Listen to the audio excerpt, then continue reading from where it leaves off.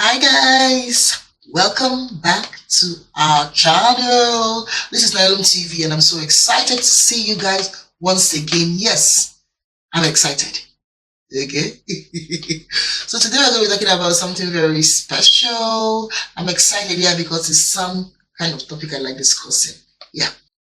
So we know that one of the challenges we face with summer is the sun, and the sun makes it humid and dry that our hair end up being exposed to the environment, and this particular thing can actually have a lot of damaging effect to our hair. So this is spring and we're heading to summer, and you'll be wondering, oh, now that it's summer, it's going to be humid and dry, what can I do to maintain my hair and also retain length? Okay, how do I maintain my hair this summer? What can I do to put into place to make sure that our hair don't start cutting, that our hair is still looking healthy, still popping, still there? Okay, so I'm going to be giving you 7 points of what you can do, you understand, you can do to help your hair this period or this summer. Okay, the 7th one is very important and I hope you can listen to the end. Okay, so as we continue, please don't forget to like, share and subscribe. I have a lot of people watching my videos but they don't subscribe. Okay, you guys should try and subscribe now. Help us push it.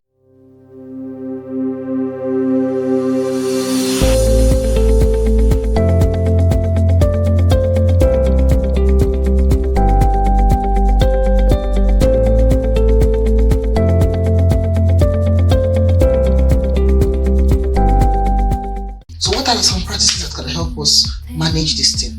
Number 1, I'll always say is still to keep your hair hydrated. Now more than ever, if you have anything you want to do, is to make sure that your hair is hydrated. Okay, so make sure your hair is hydrated.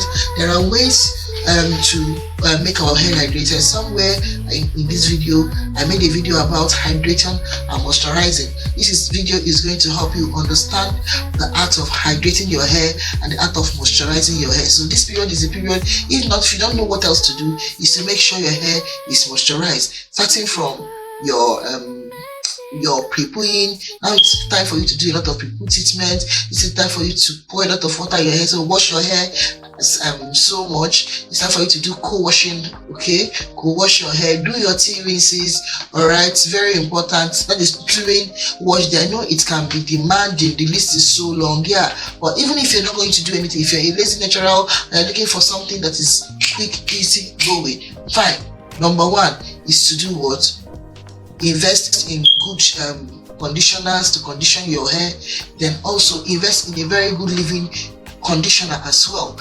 After the leave-in conditioner, there is something else which is very important that you should think about doing, which is water-based sprays. Okay, water-based spray treatment, right? I've got different recipes. There are different recipes out there you can use. So some of these products they help is to help put in nutrients to your hair and actually add a lot of water, especially when you're out of the shower, you're no longer in the shower, maybe sometime during the week you feel your hair is dry, you spray it and you use oil to coat it up. Okay, so another thing is also putting your hair in a protective style. I cannot overemphasize putting your hair in a protective style. We have wonderful hair. You might want to think of putting your hair in a protective style if you want to retain length.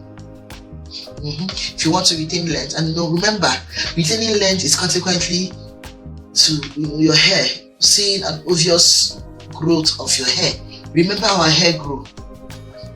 Our hair grow every day. One of the things I can show you that our hair grows, maybe when you make your hair, you will see, probably you are putting your hair in a bottle, you will see that there is a visible difference between your hair and the braided one. What happens? The roots gets loosened. This is the kind of hair you have also grown at that specific time. Your hair has been in a protective style. Put your hair in a protective style, and there are some protective styles that are not protective. Okay, there are some of these protective styles that are actually not protective. Those ones that are so tight and or they are so heavy. Some of these ones are going to cause what we call mechanical hair loss. All right, mechanical hair loss in the sense that maybe there is hair traction or the hair will start pulling or it's too tight. Before when you are losing your hair, you start when you're knitting your hair, you start seeing that some of your hair are breaking. So please put your hair in a protective style that is healthy. Okay, some of this protective style can be box braid, your twists, all kinds of twists, maybe your mini twist, your flat twist, the bigger ones. Okay, there are all ways you can put your hair in a protective style depending on the one that works for you. Another way you can put protective style can be putting your hair in a bun and also tucking in the ends. I always tell people the ends is one of the places, this is the oldest part of our hair, and one of the places where water is being lost easily. So if you do everything and tuck in that particular place with a butter or oil, as the case may be, tuck it in. When you tuck your ends in, it helps you to do what? To retain a lot of moisture. Okay. Then another way is if you do an updo, maybe put your hair up. But just remember, anyhow you front your hair, anyhow you put your hair, try to tuck in the ends. It's going to help you a lot.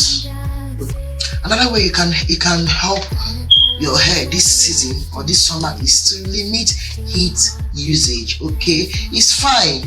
I know you want to stretch out the hair, you want to see the length, you want to feel have a bit of control with your hair. That's fine. Then you now be tempted to use the heat. Please limit heat, the kind of heat. Make sure that the heat you're using is not going to be damaging to your cuticles and probably bring about a lot of hair damages. Okay, so if you're using heat, remember to use heat protection. If you're going to use heat, you can actually invest in some drying your hair. I can't remember. I think years. I'm not mistaken. I think in years I've not really used any heat on my hair, any form of heat at all. I normally do my hair, allow it to air dry, and it actually takes time to dry. So air dry your hair, it doesn't really take time to just, it will dry. And if you have to use the blow dryer for crying out loud, there is a low heat. There is a low heat. There is actually a cool air. You can use the cool air on your hair instead of using the heat one. Why going for the hot one whereas you can get the cold one? And it will do the same job, just like running your fan and putting your hair will dry up. So instead of using all the heat part of the protective style, calm down and use the one that is cold. They will still give you the same effect. Alright, for me, I use the cold one even if I want to use my dryer, and it is good to go. The fourth one I'm going to talk about is nighttime care. So we talk about our hair, we don't talk about what do we do to our hair when we want to sleep. Alright, so there is something about curtains. Curtain is good because it absorbs air, it traps air as well. It can actually strip water from our hair. So when you are going to bed, it's always advisable to either you get a satin bonnet, put a satin bonnet or a silk bonnet on your hair, or you have a silk pillowcase rather. You get a silk pillowcase where you put your head, so that your hair will not lose a lot of moisture. And when moisture is being lost, your hair becomes so dry and frizzy. And when it becomes frizzy, breakage comes about. So please pay attention to the way you handle your hair at night. If you don't have a satin bonnet, you can see my scarf. I love scarves here. You can see my scarf. You can use this kind of scarf. It's satin and tie on your hair. When you tie it on your hair, you cover your hair and go to bed. When you wake up, your hair is still there. Okay? Pay attention to how you care for your hair at night. And remember to moisturize your hair at night. That little oil you use, you can use the oil at least that day to do some scalp care. You massage your hair.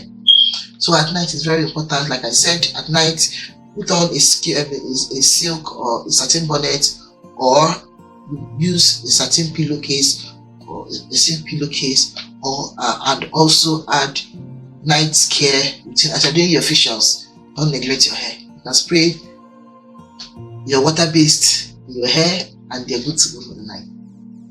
Okay, the next point is trimming. I've not really talked about trimming on this channel.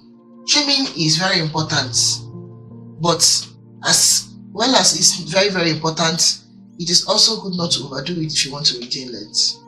Trim when necessary. You don't have to trim all the time. For me, my hair does not really have split ends or dead ends that much. So I can trim once in 6 months, once in 8 months, as the case may be. Then if another way you can do your trim, instead of trimming big trim, if you want to really retain length and you are aiming to have a waistline hair, me, I'm not really bothered about waistline. I'm more bothered about having a healthy hair. But if that is what your goal is, you want to have a very waistline hair and all, then you can just do scanty trimming, what is called dusting. It also can also help. Yeah, they call it dusting. Okay, dusting can also be a good way to trim your hair. But basically, don't neglect your hair that the split ends start traveling up and they start taking up the good hair. So please invest in trimming. But if you are trimming, make sure you are trimming when necessary. Okay. Another point I'm going to make is scalp care. Very important. You know I'm big in scalp. Okay, let us talk about this. Scalp health. Why won't you take care of your scalp? This is where your hair is growing out from. This is where the follicles are. And the follicles are the opening whereby the hair is shooting out from the roots. If it's shooting out from the roots and you don't take care of it, what will happen? Your hair will not have nutrients now. So scalp care like number one, invest in massages. And for you to do these massages very well, there are some of these oils, treatment oils that help with it. Okay, so you don't neglect your treatment oils. It's very, very important. It can help you to do your massages. How can you do your massages? You can just apply the oils, use your hair in circular motion and do what? Massage your hair. Alright? Massage your hair. You can get massaging, massaging, I think I'm going to find it and put it, massaging brush and help to massage your hair. When you massage your hair, what happens? Actually, you're helping circulation of blood to the hair. And when there is circulation of blood, there is two things that blood does. Remember, it's a communicator. So it can communicate nutrients from the body to your hair and also take away toxins as an excretory part. So blood supply to the hair and to the hair root is very, very important. So please, whatever you can do, even if your hair is natural or your hair is relaxed, it works for everybody because our hair will grow. No matter what you do to the shaft, your hair will grow. Okay, so invest in good treatment oils that can help to do this thing, to stimulate the hair. And as you're doing it, make sure that you're using light weight, you don't have to clog your pores. So yeah, scalp health is very important. Another point about scalp health is please clean your hair. Now, when it comes to cleaning, alright, so people will feel, oh, because I've got some braid, I can't wash my hair. Who said? If you want to retain length, there is one big secret. One big secret to retaining length is leaving your hair alone. Leaving your hair alone. So you can put your hair in a protective style and wash it. Yes, you can wash your hair even when you have protective style on it. Who said you cannot wash your hair? The only thing is that you're not detangling your hair. Me, I detangle my hair probably once a month. Most of the time, I detangle my hair once a month. But I wash my hair when? At least every week or twice a week. Twice a month. So please, my darlings, wash your hair when necessary. So when there is build-up in your hair, wash with clarifying shampoos.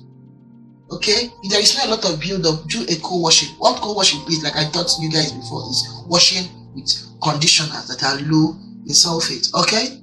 So use co-conditioners. There is this conditioning shampoo that I like using. Alright? This is not a paid post here, but you can actually look for some good conditioners. You need to wash your hair. Instead of using shampoo, use it to wash your hair and pour a lot of water on your hair. Your hair is going to feel clean and look clean. Then when you have a lot of product build up on your hair, you will know when you have product build up, your hair will feel as if it's greasy. Okay? The best thing you do is now use clarifying shampoo, wash it off, then condition it. You can condition your hair while it is on on your cornrows or your mini twist. Yeah, you can condition your hair as well. So condition your hair that way and your hair is going to look clean and nice. Even your braids. If you make a healthy braid, you can actually wash your hair and dry it. And it will still look clean. So please make sure we cleanse our scalp and use good oils to massage it, because you cannot wash and not put back what you've some of these things that is going to keep your hair moisturized. We're talking about oils, okay? Now, I cannot talk about every other thing, and I will not talk about what we put inside. Remember, what you put outside is also very as important as what you put inside, okay? So this one comes to the topic, the one I told you is very, very important. You can do everything, do what, clean your hair, do this, do that, and you eat shit. You don't drink water. Your hair will still be shitty. Or you don't have some kind of vitamins. Okay, there are some microvitamins that is very important. There's some microvitamins that are also very important. This comes also boils down to you before you take any vitamins. I always tell people, please go meet your doctor, let them do a blood work on you, find out the vitamins that you're lacking, and with that you start taking supplements to replenish those vitamins. You don't just go and take vitamins like that. Please get your doctors that can help you get look for the vitamins you are lacking. For instance, iron is very good for the hair because iron helps to produce hemoglobin, which carries oxygen. Okay, so when you take iron meals and all, it helps to produce what do you call it? Produce blood. Okay, but remember, as it's producing blood, you also need to make sure that you need it. You cannot just go and start taking some of these supplements and this vitamin without doing a blood work. You have to do a blood work. Let them check the minerals you have and the vitamins you've got in your body. They know the one that you need and give you some of them to take.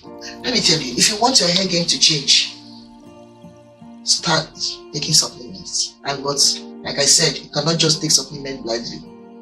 Get your doctor, get your health, your GP, general practitioner to do a blood work on you. Let them know the one that you're missing, and they can recommend the ones to be taken. Okay? And remember, vitamins and supplements cannot replace the meal.